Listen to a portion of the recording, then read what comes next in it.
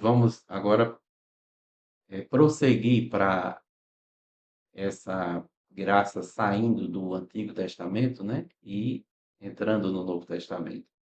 Porque, usando essa expressão, se há manifestado, quer dizer, não é mais vislumbre dela, não é mais uma luz ofuscada ali, mas agora ela vai ser escancarada, né? O véu agora é tirado. Isso. Como é que acontece isso no Novo Testamento?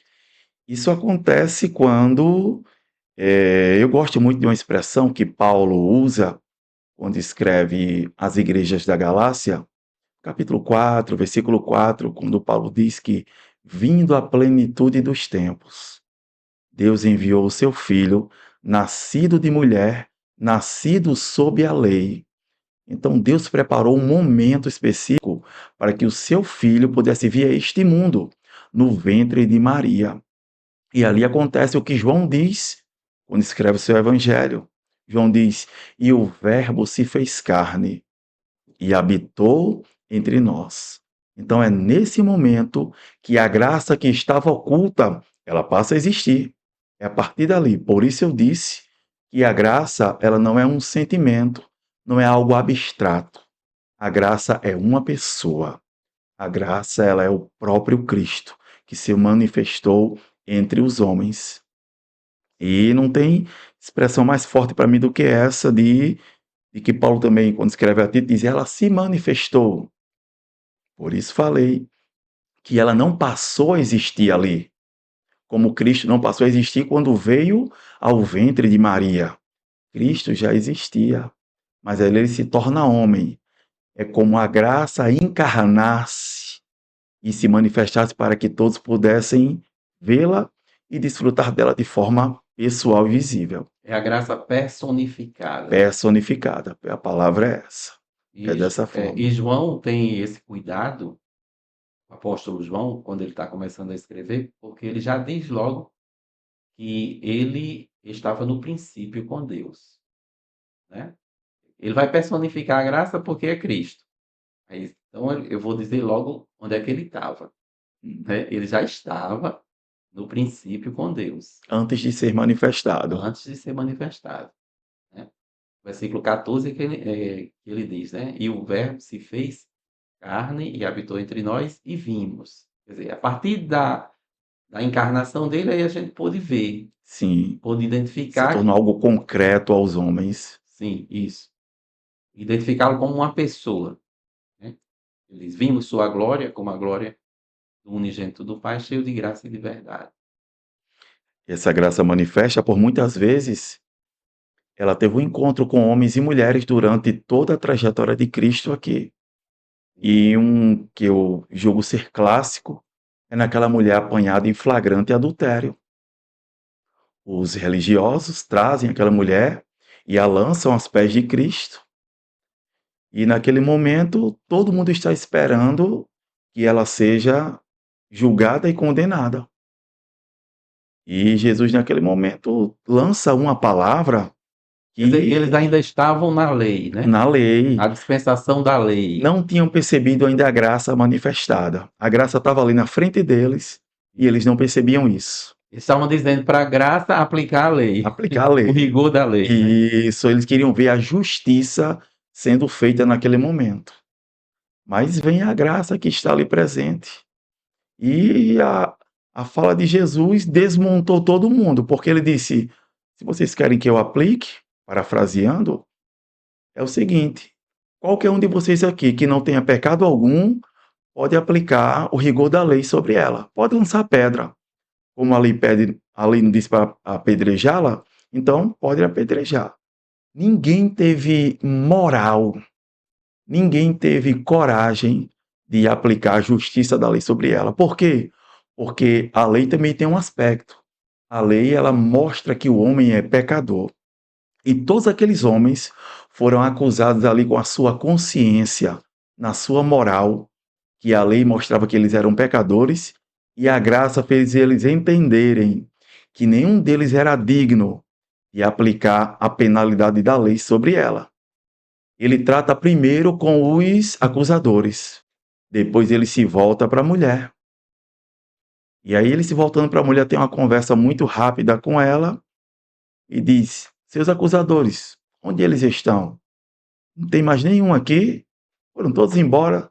É assim, só sobrei eu aqui, foram todos embora. Então eu vou lhe dizer algo. Você está perdoada. Você teve um encontro com a graça. Agora tem um porém. Você vai embora em paz, perdoada, mas você não deve mais cometer este tipo de pecado. Porque uma vez alcançado pela graça, ela não nos dá legalidade de viver na libertinagem. É um outro erro que alguns segmentos teológicos cometem. Porque foi alcançado pela graça, agora eu estou livre para fazer o que eu quero. Livre sim, porém livre para servir a Deus dentro da vontade de Deus e não servir na carne. Isso é servir na carne e não no espírito. Quem foi alcançado pela graça serve a Deus no espírito, mas quem não entendeu a graça serve na carne, achando que está servindo no espírito. Quer dizer, a liberdade é a liberdade para dizer não, né? Dizer não.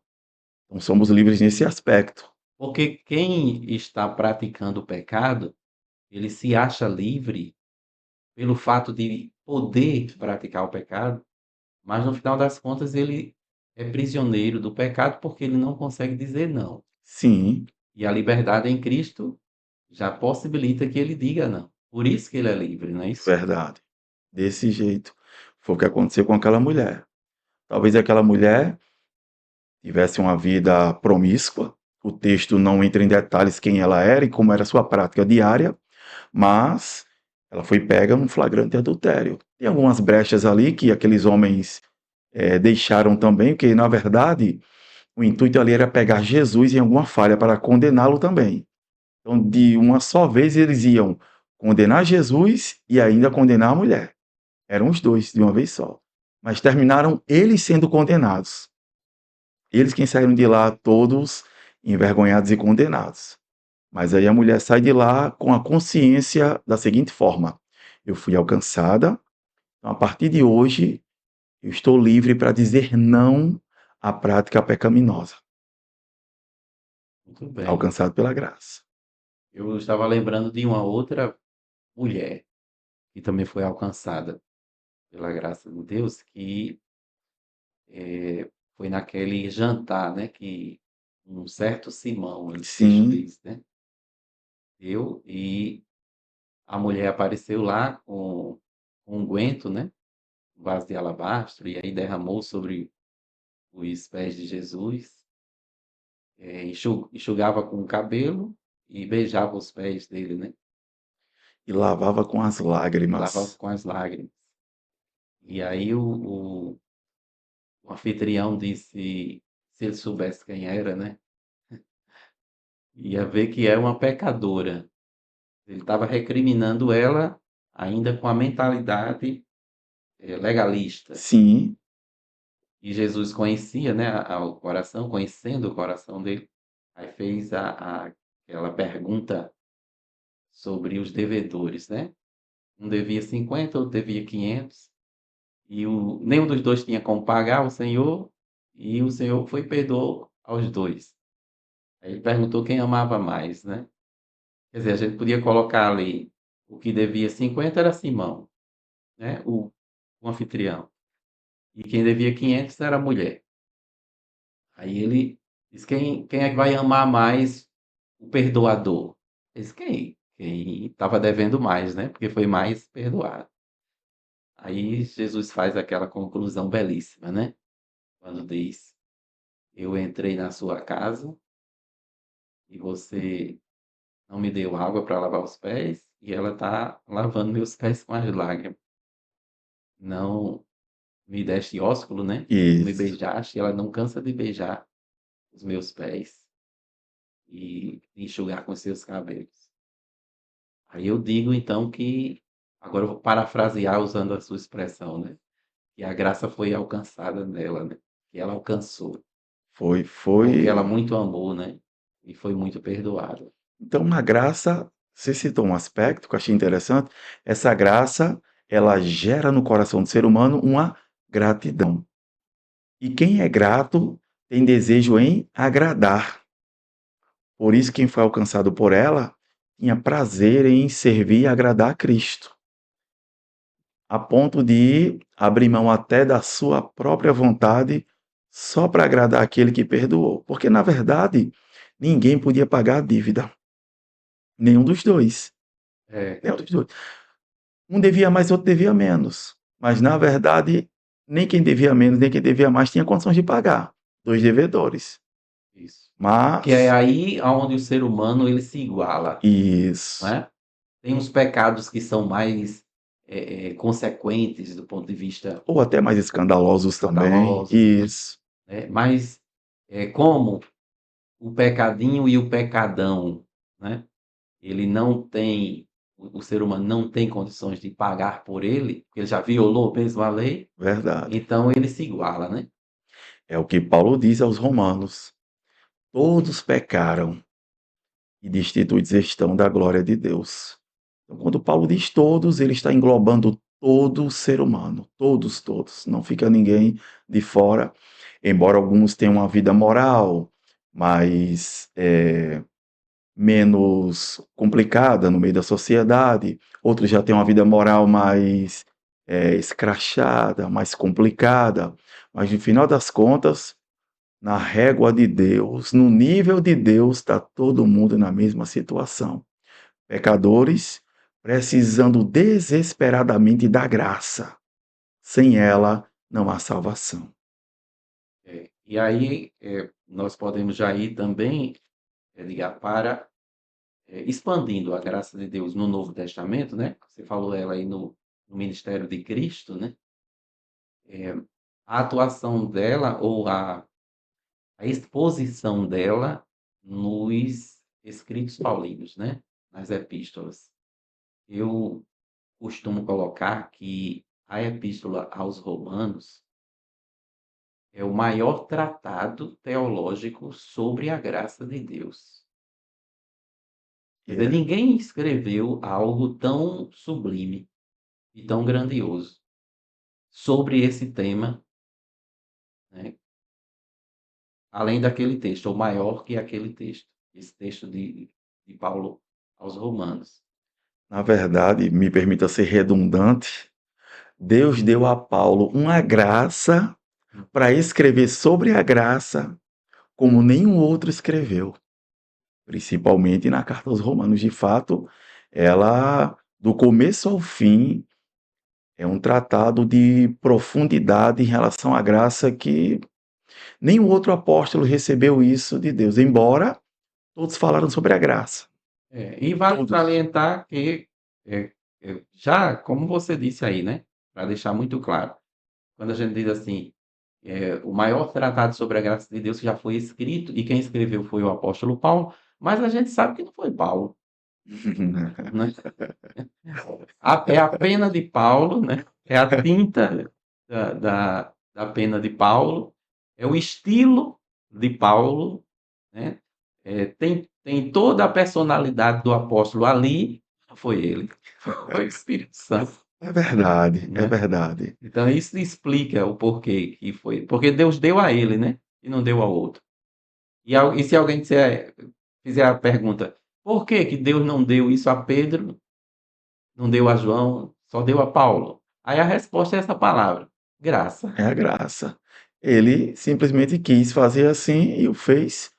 Ele é soberano e quis usar de graça para fazer tal coisa.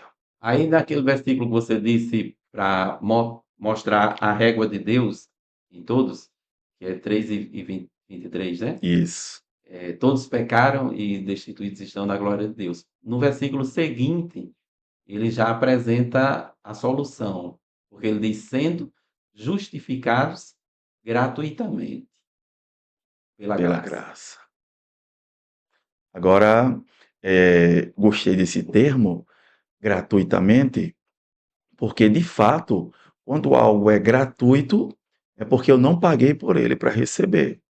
Ele não me custou meu esforço, fazendo uma correlação com Efésios 2 e 9, né? Sim, 2:8, na verdade, 2:8. Porque pela graça sois salvos e por meio da fé. Isso não veio de vós, é dom de Deus. Aí no 9 diz que não é pelas obras para que ninguém se glorie, ou seja, eu não fui eu quem paguei por essa graça, por essa salvação. Não, não foi, não foi. Isso foi um trabalhar de Deus nesse aspecto, certo? Quando Paulo, escrevendo aí aos Romanos 3:24, ele diz: justificados gratuitamente, mostra que não foi o mérito humano quem proveu, quem fez isso acontecer. Agora tem um porém, e eu sempre gosto de falar isso. A graça se manifestou abençoando os homens, sim, mas ela não foi de graça. Ela custou caro. Ela se manifestou, é graça, é favor de Deus, mas ela não foi de graça. Alguém pagou. Alguém pagou, porque a gente olhando para cá parece uma contradição, mas não está dizendo o texto que é gratuitamente? É gratuitamente para mim que não paguei por ela, mas ela foi paga por um alto preço. E esse alto preço foi o sacrifício do Filho de Deus na cruz. Preço de sangue, para resgatar o homem da sua vã maneira de viver, dos seus pecados. Eu gosto de usar uma ilustração que é do almoço. Se eu lhe convidar para almoçar na minha casa e você disser assim, e eu levo o quê? Disse, não, você vai almoçar lá em casa, eu vou lhe oferecer o almoço. Já preparei tudo, né? E você vem e almoça de graça, que você não está pagando por nada ali. Para mim, o convidado é de Isso, é graça. de graça.